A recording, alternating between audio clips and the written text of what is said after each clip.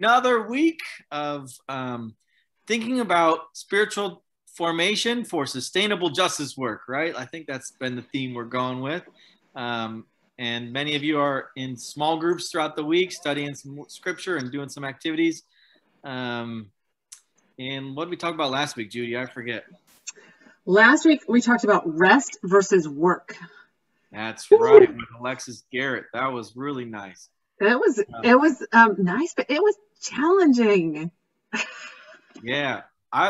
Gosh, anyone on here, I would love for you to unmute and share. What are some things that still stand out from you from last week, from what you heard from Alexis, thinking about rest and work? I welcome you to unmute and share and type in the chat as well. Also, there was phone down exercise, right? There was. We're going to talk about that in just a minute. I didn't do so well. Anybody want to share some highlights from last week, thinking about, or just things you're reflecting on from work and rest?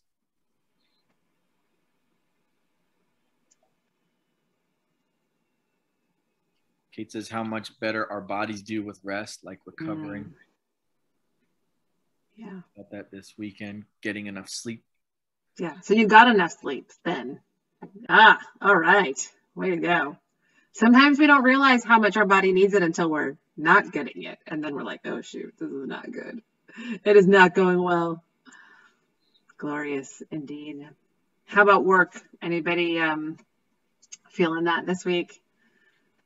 Summer jobs or just extra work on your plate, trying to navigate that. Alexis gave us some good tips on like stopping and taking a couple deep breaths in the midst of our work, just to center ourselves, remind us that we're human beings created by God, but limited. Anybody try that this week? I needed to try it. I didn't.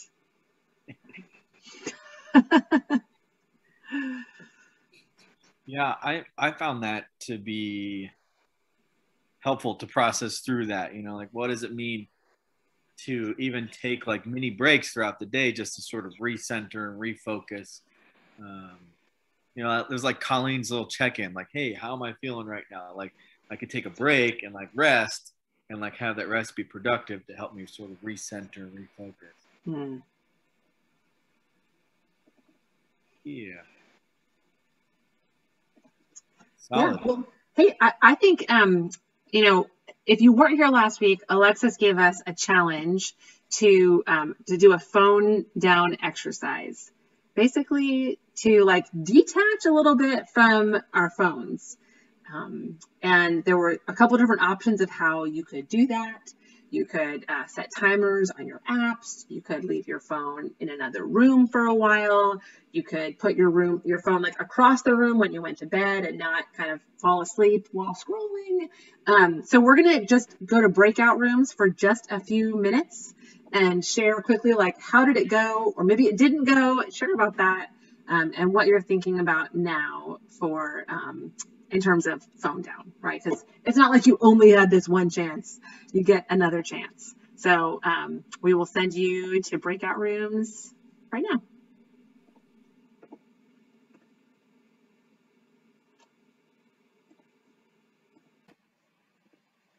Hey all. Jeff, you are our guest tonight, so you weren't here, but feel free to to join in, or if you want to leave and head back to the main space and hang out there to collect your thoughts, you're welcome to do that too. But hi, Nirol. Hi, can you hear me? I can, yeah. Welcome back.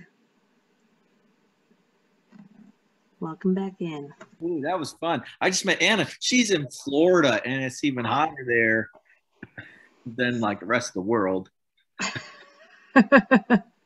Welcome. Yeah. So yeah, see, it's a reminder that we're recording and we're starting another session tonight talking about generosity and stewardship with Jeff Thompson, coming to us also from Baltimore. There's a lot of Baltimore people with us tonight. Judy, what else do we? Yeah, well, Captain, I just wanted to hear like from you. How did the phone down exercise go for you? Oh yeah, I told my group that I actually like did it on accident. I sort of told myself like, yeah, okay, I'll do one of those things, days, 1 or 2 days went by. And then actually I went to go hang out with a friend and accidentally left my phone at home. And I was like, well, there's my phone down thing. But it felt weird the whole time. I was like, that like you get the phantom calls from your pocket and like there's nothing there. That was just such a weird feeling.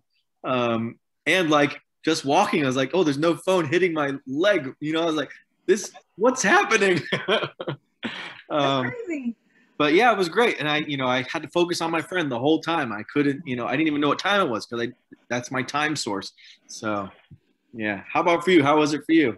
Yeah, it was. I did not do well at this challenge. I had like a stressful week, and I found myself. I was like, one night I was laying in bed, like scrolling through, and I was like, oh, there was a phone down challenge, and I was like, well, I'll start tomorrow. And I felt like that was like every day. I was like, I'll start tomorrow. Today was pretty untethered, so that felt good. It wasn't really on purpose though, so. I am, like tonight before I log off of this Zoom call, I'm going to change my apps and put my timers on because I need some limits. I'm going on vacation next week and I really don't want it to be like, just me and my phone on a romantic getaway.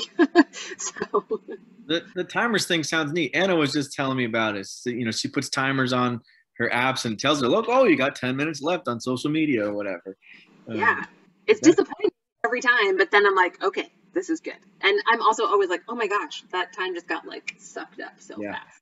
Yeah, it's interesting. And another thing you brought up, I was like, oh, I kind of do the same thing. It's like whenever I'm really stressed out, I say, oh, I'll start that, thing that'll be good for me later, but I know that it'll be good for me, but I'm like, oh, I'll just, put that on hold and get to it later. It's ridiculous. Come on. When actually that would probably be the thing would be the best stress relief, Yeah, if I closed my phone and read a book or prayed something, did the examine before I went to bed, it would be a much better end to my day. So yeah, y'all better ask me about this on here next time because I need some accountability, friends. We're here for each other. Hey, there's a chance if you saw in your email this Saturday, there's going to be an in-person justice walking tour in DC that Kate is going to give. Highly recommend that you check it out. Let Kate know in your email is her phone number. You can just give her a text right now, or you can even just message her here while we're here, Kate Denson. Look her name up in the chat and let her know that you want to go. You're welcome to bring people along if you have some friends who might want to go. They don't have to be people that are joining us each week for Rooted. So, yeah.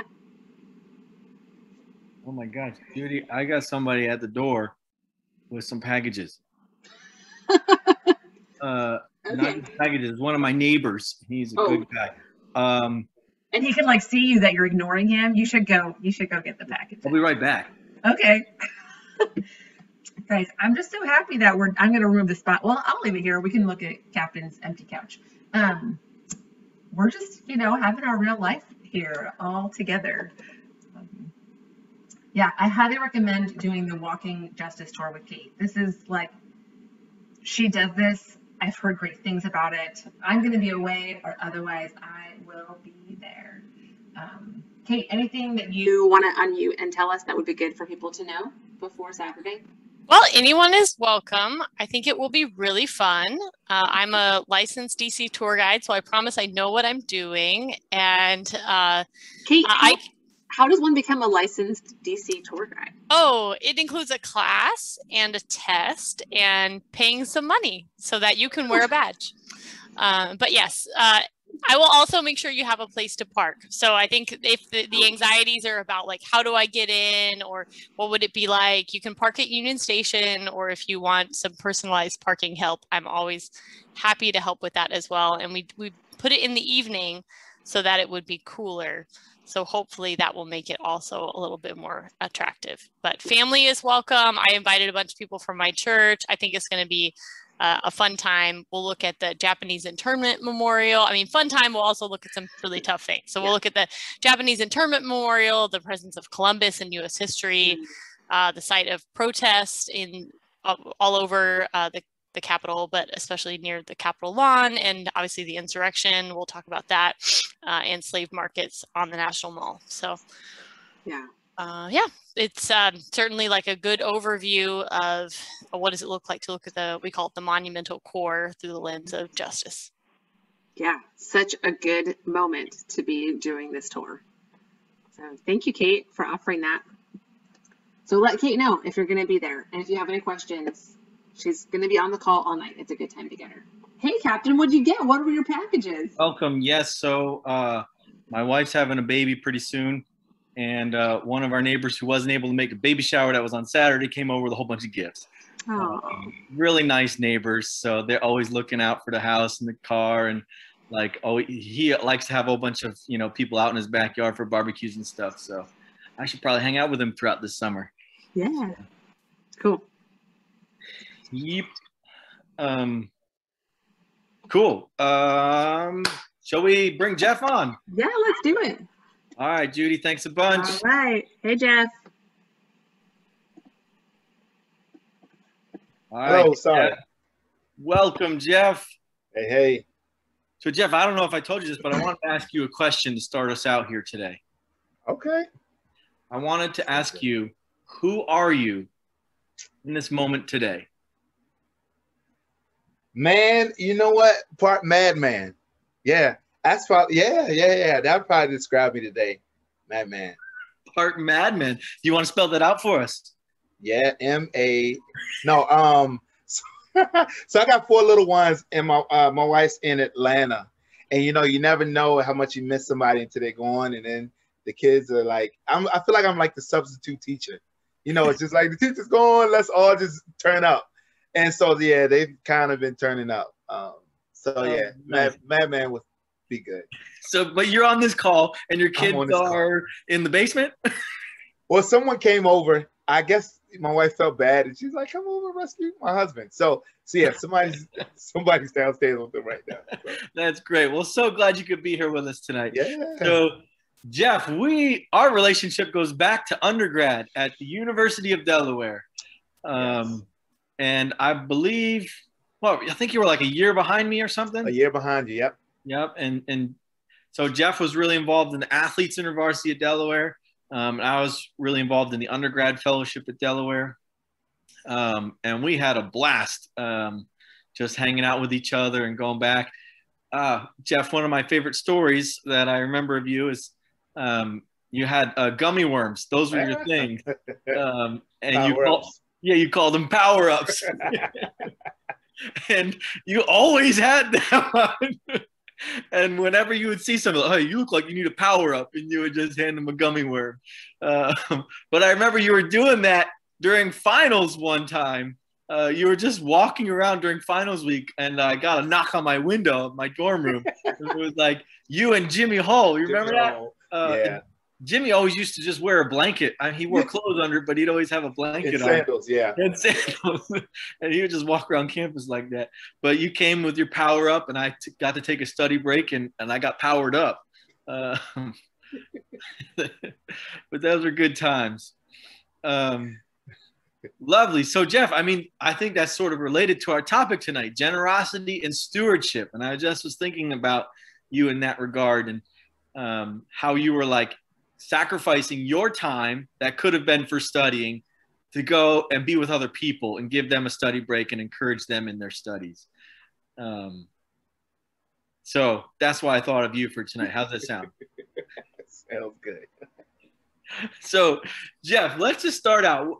As we say, generosity and stewardship, right? We've been bringing up 2 sort of spiritual disciplines that seem to be in tension with one another, right? So let's just start with defining them. Generosity, Jeff, what would you say? How should we define generosity? So generosity. So I like to think just kind of generosity, obviously really, really relating to something that's essentially going out from what you have, something flowing through you, something that essentially flows out from you, and it's kind of seen as above and beyond, that's essentially how it would define generosity.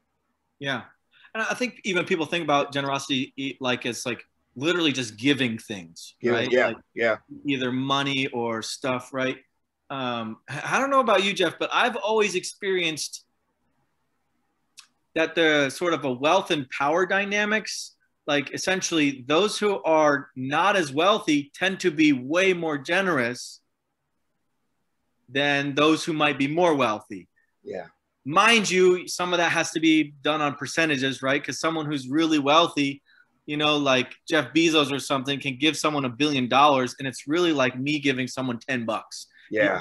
You know, like you think comparatively, right? Yeah. But so, yeah, have you experienced that where like sometimes there are people who you wouldn't class like they're like poor, but they will give you like, yo, you hungry? I'll buy you something, or here's some food or whatever. Yeah. So crazy thing. Whenever I work with teenagers down here, and I would say literally about 80% of the time we have a lot of handlers, and you know what you call squeegee boys.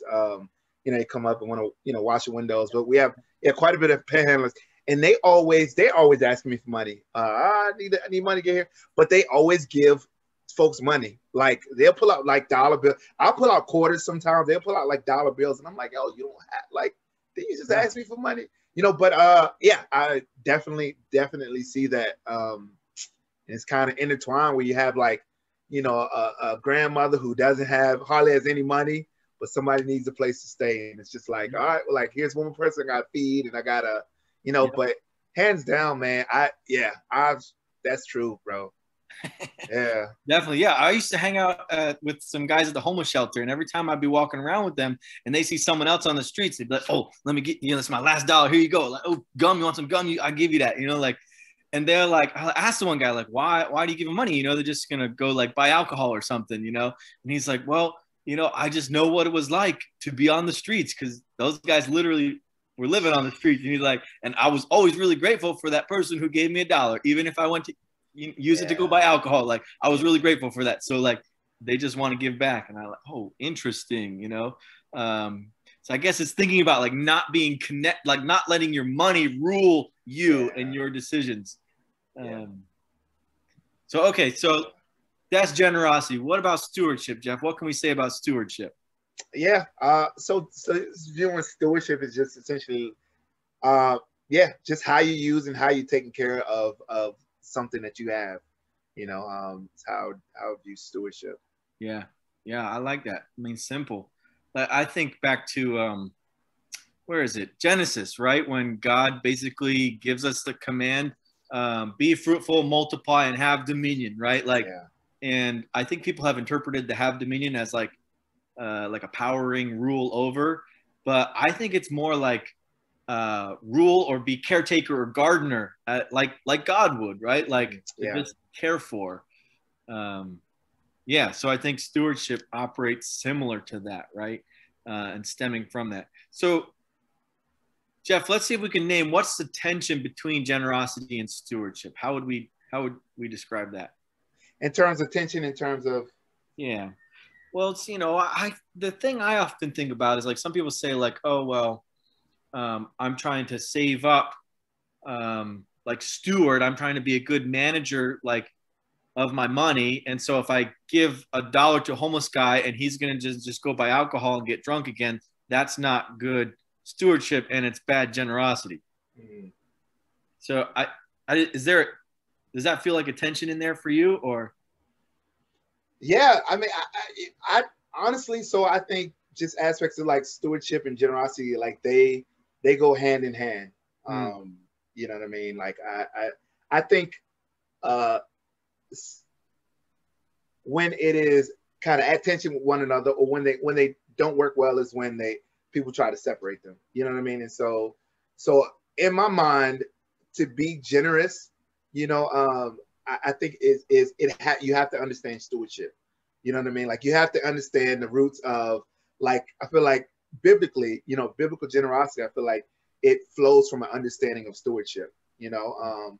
And, you know, as you talk about generosity, like you mentioned, you know, Jeff Bezos or whatever, you know, he could give $1 million and that could not be generous, you know what I mean? But if he looks back and says, you know what, like I have this money, I've actually thought about, you know what I'm saying, like what it looks like to be generous with my money. And so it isn't $1 million, it's $1 billion, you know? And so I feel like generosity, you know, it flows from you understanding stewardship, you know, and you know, generosity is also, I feel like, it's a product of stewardship. You know what I mean? Like, if you learn to steward, then generosity will pop out of it. You know what I mean?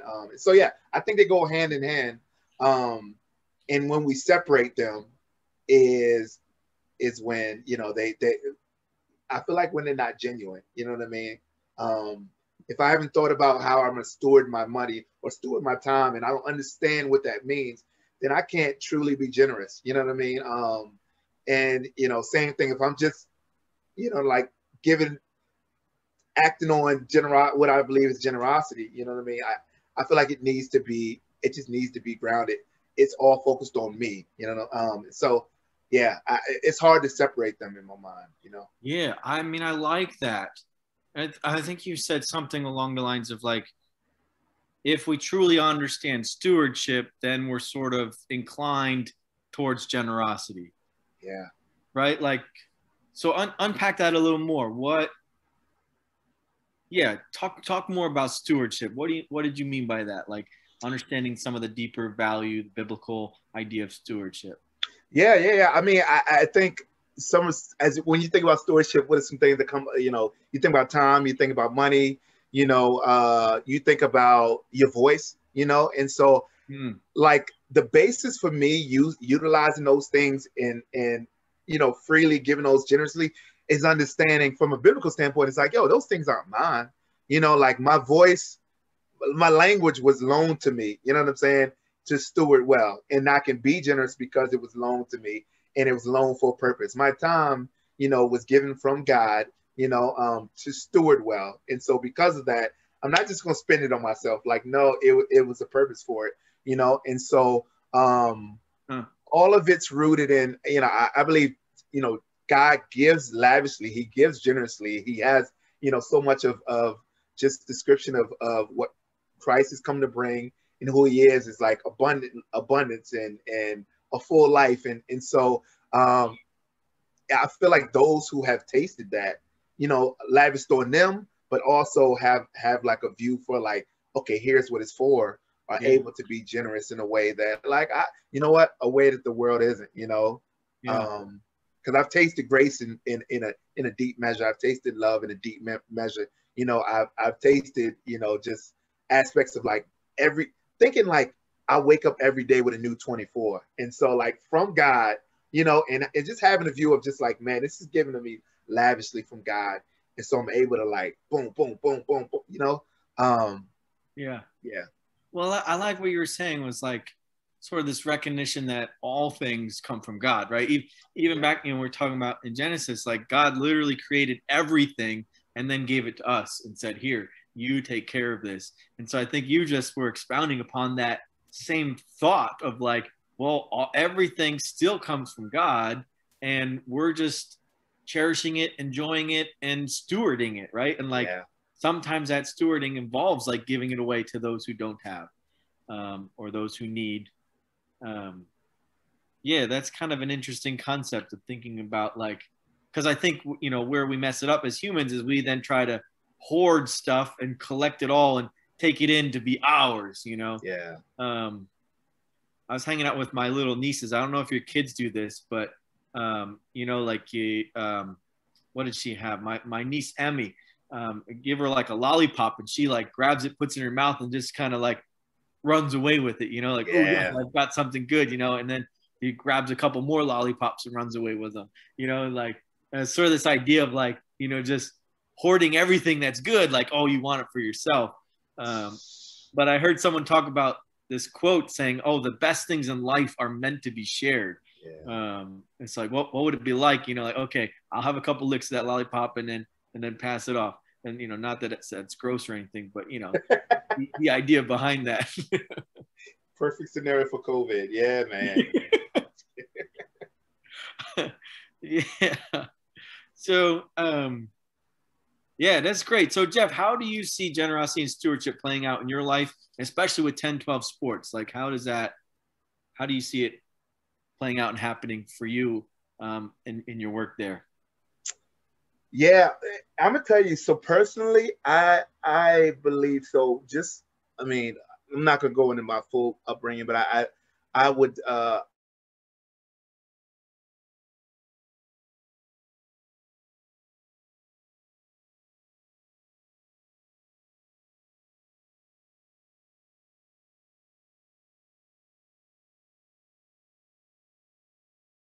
grew up with my father in the household. I learned a lot of lessons, you know, relationally from seeing my parents interact, from seeing, you know, just lessons that my father showed me, lessons that my mother showed me, you know, and so I've, I feel like the Lord is really, I want to just say blessed me, but like giving me a perspective of like, okay, you've been filled in order to really pour out.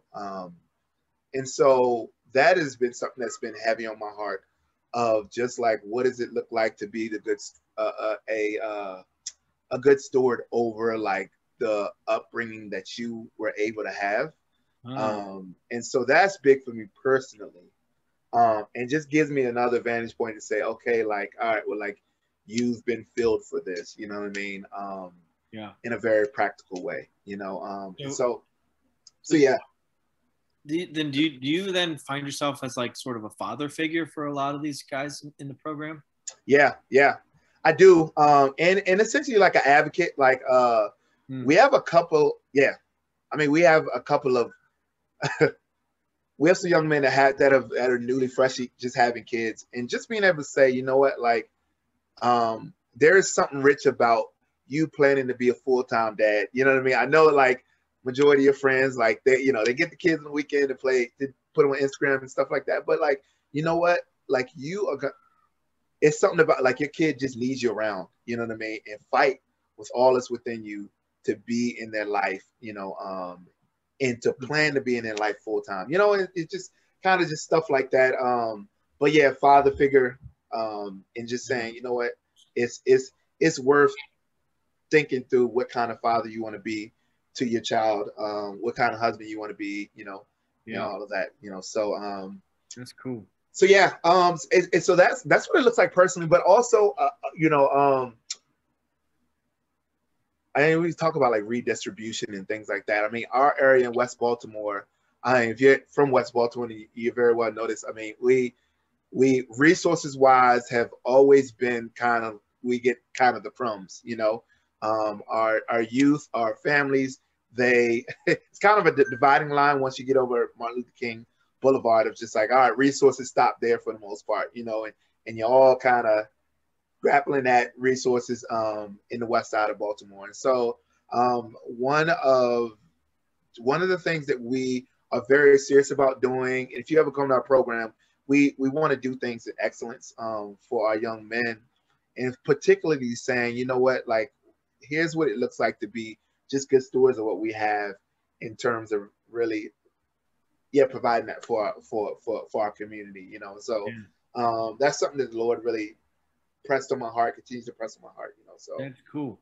Jeff, can you give us some of the vision of 1012 Sports and like what it is you do with them and how it came to be? I think man. So how it came to be, I kind of blame you. So actually, so funny enough, we're on this call because Gateway 06. Oh gosh, it ruined my life forever. And Ron Captain and a young lady named Debbie. Can't remember her last name. Just she likes Duke Blue Devils. I don't like Duke Blue Devils basketball. But yeah, they encouraged me to go to Gateway, which is Philadelphia's urban project. And the Lord got a hold of my life then. Fast forward to like to now, just coming to Baltimore in 2012, the Lord really pressed my heart about like, you know, what do you have that I've given you, you know, and how do you through listening to the community utilize that to really help serve help serve the community. And I heard this quote by John Perkins when I was at Gateway, and I'm trying to think if I get it right. It said to live the gospel is to desire for your neighbor and your neighbor's household that which you desire for yourself and your household. And it literally like wrecked me, and it puts me in predicaments that I'm just like, why does this thing come to haunt me, you know? And it presses me to really push for things that other folks would just be like, just let it be, or they'll be all right, or it's always been that way. And Wow. so out of that calling, just there's a need for a lot of our teenagers are seen as kind of throwaways, mainly because there's statistics around like if you wanna really change the community, you got to invest in second, third graders, because if they don't read by the third grade level, that's a clear indicator of how many jails to build. You know what I mean? Like it's a direct correlation of where they'll be, when they get older. And so because of that, resources, time, effort, all of that goes to, the younger generation, elementary school age. And the stigma of teenagers and adolescents are they're too far gone. They don't want it. You know what I mean? Like they had their chance, and like we're not wasting our time, resources, energy, like investing in folks who don't want it. So tons of untapped potential, leadership potential that I feel like our society is not just unique to Baltimore, but our society like really kind of tosses that age group, the adolescent age group, away. And so that's just kind of what led to us starting a ministry, just catering to that demographic, wanting to really provide a bridge to the local church in the neighborhood to be connected to that demographic, but also really address like holistically, like, yeah, I know, we talk about Jesus, but I hear you cry for a job. You're like, you need a job, you need income, you need the skills to be able to thrive in the workplace and beyond high school. So yeah, like loving people has taken on that aspect also. And so we talk about generosity, that's all of our coaches, all of our staff is real. There is no 9 to 5. It is like this aspect of like, what does generosity look like? What does it look like to be good stewards of the gospel of Christ, but also good stewards of your time, and really working that out, so. That's cool. So, okay, a couple things that you were saying that's making me think about this. So basically the existence of 10-12 sports and how it came about, Jeff, was sort of an act of you just stewarding what God has given you and taught you, and then utilizing your new relationships in Baltimore and thinking about how do you be generous and care for your neighbors. And then boom, 10-12 sports sort of birthed out of that, right? That's what I was hearing from you. And that's amazing. And so now you primarily are doing football, right? And you've got a couple teams, several teams. Yeah, so we got football. We do right now. We do basketball, and then we're about to start back up year-long weightlifting. And so from there, just some leadership stuff, and then a job training program within that. But we have 250 males, all 13, 18-year-old males that we'll work with this year from the area, West Baltimore mainly. And all of your coaches are more than just a sports coach. It sounds like they're like life coaches and mentors and all of that. Yeah, man. That's the hope. And so, we have some that are more understand more what that means than others, but we have just an increasing number of men from the neighborhood who are just like, what, we really dig what you guys are doing.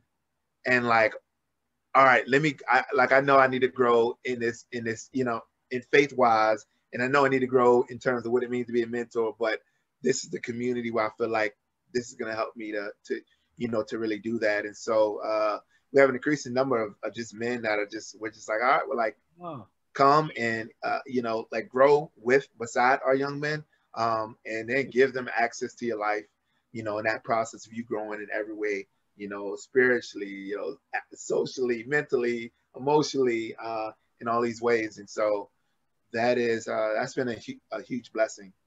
Oh, that's great. So it sounds like the youth program is going to birth like an adult men's ministry. Yeah. And that, yep. That is the need has come up of just guys needing, which I didn't understand, guys just asking to be pastored. And I'm like, hold on, what? So sense. That's great. Jeff, thanks so much for sharing. And your website is just 1012sports.com. Yes. That's right. And what's the best way for people to get involved with what you're doing there? Yeah, so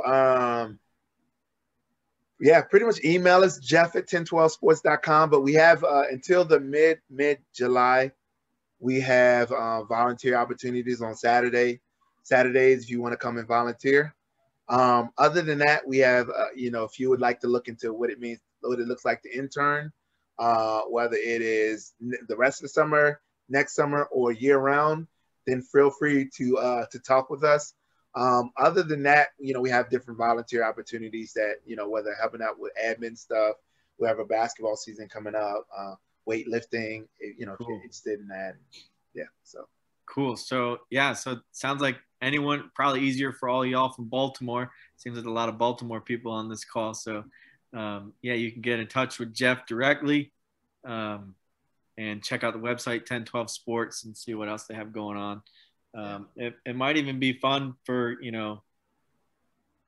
one of the Baltimore fellowships to just sort of join in and partner with what 1012 Sports is doing on for the whole next year or something like that. That could be kind of a neat relationship there.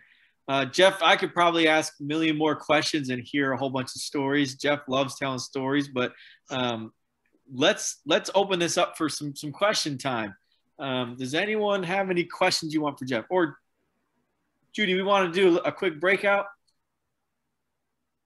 Let's do a quick break.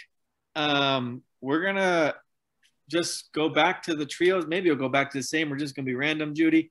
We're gonna bring people back to the breakout space, and I want you to sort of reflect on what have we just talked about tonight, and maybe what are some questions you want to bring back.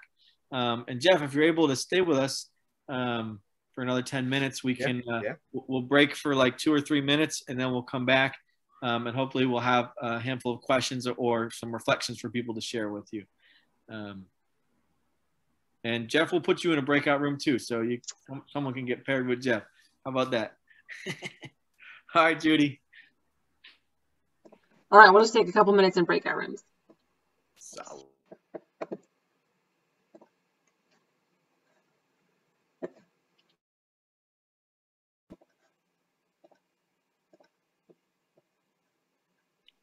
Okay, great. We're back. Yay. All right, I'm spotlighted, and there's Jeff. Welcome back, Jeff. So, friends, throw in the chat. Also, just unmute and share with us. What are some of your reflections? Some things you wanted to ask Jeff, or just share some of your reflections, some things that stood out for you. We'd love to hear.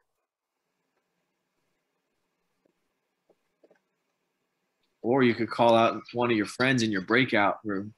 Say, yo. Somebody had asked earlier what it was like, Jeff, to live in the neighborhood where you serve. How does it change your day-to-day life?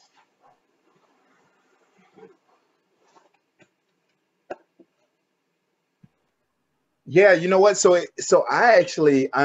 we just moved during COVID in August, so this new neighborhood, it's been interesting. We know the neighbors pretty well, 2 houses down, but everyone still hasn't come outside and had a big powwow, but I mean, we just moved 5 minutes down the road. And so, you know what? I think just kind of like interesting, like collective, just aspects of having to care for neighbors, so is there a shooting on the block is everybody's problem, you know what I mean? And trash in in the alley, getting rats is everybody's issue. And snow comes, it's one of our favorite times of year just because everyone's out shoveling, And so I think I love the aspect of, just where we live, from things that we celebrate to things that we're just like, I would still quit it with the fireworks. We do it together, and so I think that has been an impact on me, not being from the city. That's really helped me just see aspects of, what does it mean to be generous? What does it mean to like have a communal mindset about things? Like I go fishing, I get 50 fish from Virginia. Like you know, all my neighbors are getting some, you know, so just stuff like that. A challenge has just been, you know, just raising family, where I raise my family, and just knowing that, like, wow, you know, here are the schools that my kids are in, you know, there will be some aspects that they won't experience if they would if they're in another neighborhood or another school. You know, there's some things that they have to kind of go through that will just they wouldn't have to face in other parts of the city or in the county, you know. And so those are aspects that it's just like, Lord, kind of keeps me on my knees. But like somebody shot a BB gun through our window last week, you know, it's like, come on, you know. And yeah, so I mean, it's interesting, but so I get a lot out of the communal aspect.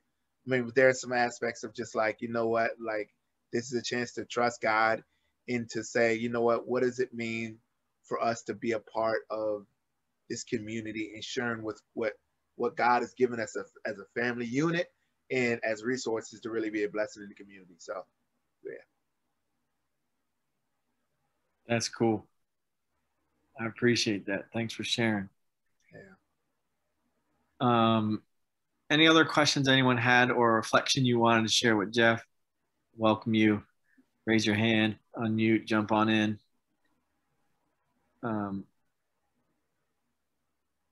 Anyone have any thoughts? I thought it was really interesting how that quote played out in your life and really like inspired you to kind of do the work that you do now. Yeah, that came up in my breakout group as well. I think Cindy was saying that really stood out for her. John was like, oh, yeah. Yeah. Sweet. Thanks for sharing. Any others? Anybody else have any good reflections? We didn't get to like address this, but I think definitely something as college students, like we don't have any source of income, but like we can still be good stewards, I guess. Like we ended on a question because the breakout room ended, but yeah, that was one of our questions. Yeah, that's great. Yeah, Jeff, what would you say to college students? How can they steward their time and be generous? Yeah, you know what? I think I think the best thing of this process is just like being in. The Bible talks about staying in step with the Spirit and just being in tune with the Spirit of God. Like there are times where generous means like, you know, here's all my time. There are times where generous means like sit back and pray. You know, and yeah, I mean, I have. Zoom meeting. Yeah, I know for me, it's been what are my gifts? What are the things you just excel at? What I love doing, you know, and how's my community needing me? Knowing that like time is my most valuable, most precious. I feel like asset. Really being intentional about saying, all right, well, Lord, how do I use this to really bless this community? And really actually going to the Lord rather than like just saying, this is what I have and like this, you know, but just Lord, like, please give me eyes to see where I can really lavish this gift, my time, my resources, you know, and knowing that like he can multiply my efforts way more than I ever could, you know what I mean? It's very assuring, you know. So, yeah. Yeah. That's great. Thanks. Hold it. You are muted. Press Alt plastic. Guys, can you hear me? I can hear you. So like I feel like, you know, like for me, like I do give, but like I just don't give to randomly. Like I feel like the Holy Spirit's saying, okay, these people are really cool people, and you know, like they asked and I'll give them. You know, I just don't give them out of, you know, randomly. You know, I feel like the Spirit leads me. Like when they ask me, and I feel like something called, like the Spirit kind of says, give them. You know. Yeah, that's good, Nero. Yeah, and even thinking like, just how do you listen to the Spirit's leading, and you know, be ready to give of your time or your money or whatever. That's great. Cool. Well, Jeff, thank you so much for joining us. Golly, yeah, Jeff, let me just say a quick prayer for you in 10:12, and then we'll part. And I think we're going to jump into some breakout stuff, but Judy and I will go over that as soon as I pray for you, Jeff. So let me lift you up. God, thank you for my brother Jeff, my twin brother Jeff, and how you've carried him through his life to such a large family that he has now, with his children and ministry of 250 men that he is being like a father to and caring for in the city of Baltimore. And so we just lift up all of the guys who are part of that, even the young adults who are starting to join in, wanting to learn more and care for each other. Pray that community would continue to grow in their understanding of you and understanding of each other and what the community needs and how they can best jump in and steward their resources and their time well, to make the city of Baltimore a better place. And so we lift all this up in your name. Amen. Great. Well, thanks a bunch, Jeff. Thank you, guys. Yeah. So Judy, I'm going to invite you on, and we're going to try and figure out what's the next steps. Hey, well, I just want to say that was awesome to hear from you, Jeff. I know a lot of people who know you because we live in the same city. And when you change the lives of kids, especially older kids, you're really doing work to transform the whole neighborhood. And I think you'll see the fruit to bear across generations. So thank you. Yeah. Amen. Yeah. And thank you all for what you guys are posting in the chat. Your kind of amens and questions and the ways that you resonate even with some of the questions. Yeah, that's cool. So definitely go check out the website, share it with other people that you know that care about Baltimore that might want to hear about what Jeff is doing. Yeah, that's a good way to show your gratitude for him sharing with us tonight. Yep. Yeah.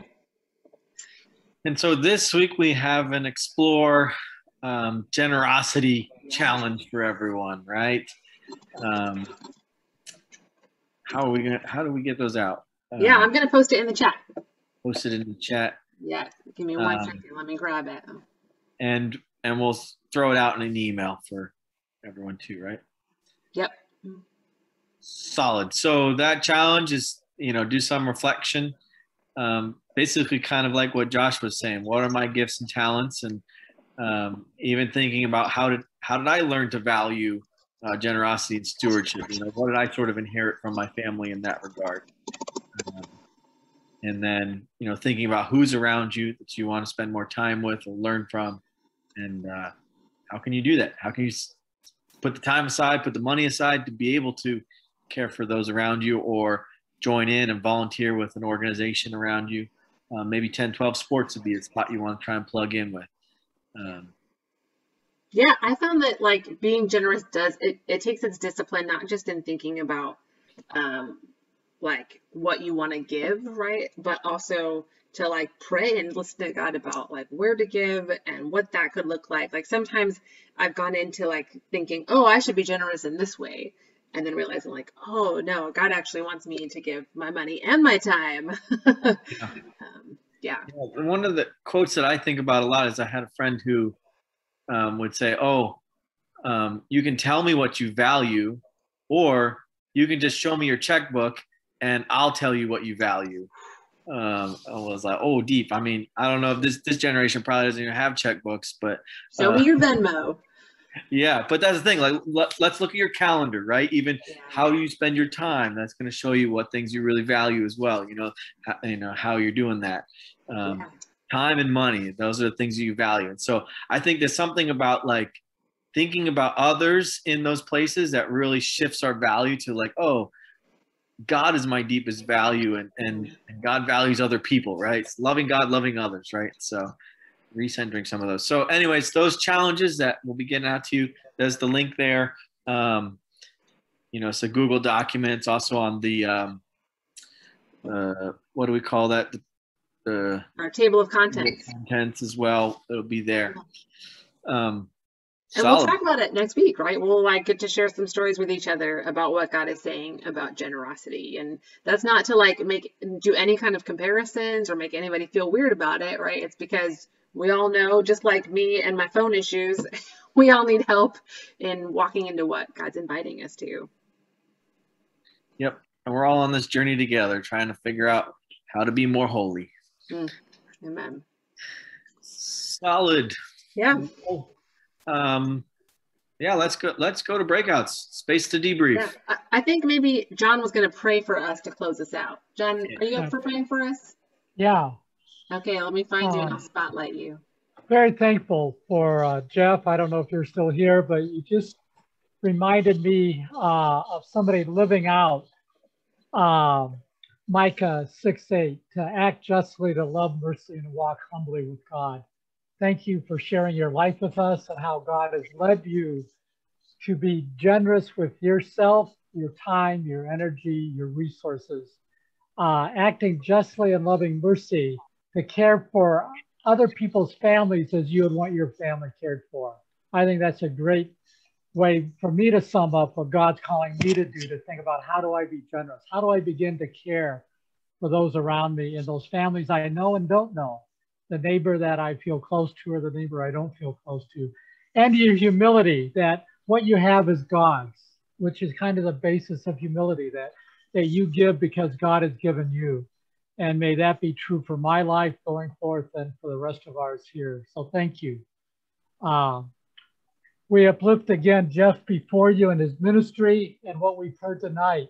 We ask that you encourage, sustain, renew him day by day as he works with his staff and works with these 250 plus youth, as he helps them understand their value before you and how valuable they are and the gifts they have to offer to one another. I pray that you would keep doing a work in our lives to help us want to care for others as we want our lives cared for, that you would give us a spirit of generosity, that you would give us a spirit of wanting to guard well what you've given us, but not with stinginess and not just for our own self, but for the sake of others. We ask this in Christ's name. Amen. Amen.